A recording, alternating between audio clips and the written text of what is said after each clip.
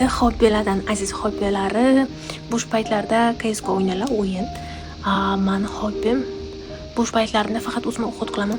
Sochim kesaman, mijja qilaman yoki o'zimga qarovchi rasxod qilishni yaxshi ko'raman. Hobbilardan hobbim emas, bo'sh vaqtim CS:GO o'ynayman. Sabrina o'z bo'sh vaqti velik haydabdi, o'zi ovqat qilishni yaxshi ko'radi.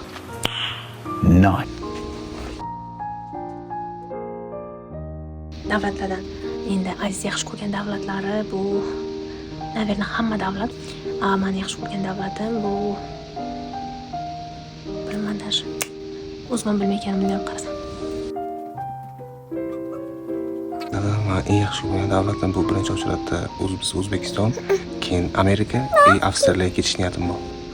Sabrina yaxshi ko'rgan davlati, по-моему, romantik Fransiya olib ketayim, mana Elfilov bashdan o'lida bir qanaqa romantika qiling demagan. Bilmayman lekin qaysidir davlat. Endi futbolga kelayotgan bo'lsak, men futboldan вообще hech nima tushunmayman. Lekin yolg'on aziz jo'ralar bilan futbol ko'rmasliklar uchun tushunayotgandek qilganim uchun ham Nice. naверное Messini yaxshi ko'raman. ¿Qué mira, bobo? Messi qaysi komandada o'ynashini ham bilmayman. Shu uchun Messi. Men futbolni komandada hech kimga bolets qilmayman, chunki tushunmayman. Qaysi yutsa shuni bolets qilaman.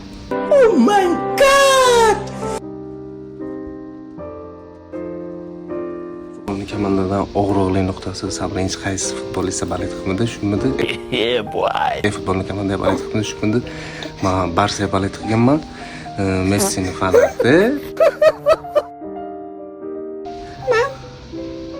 Sabrina marketingdan o'tsa kerak.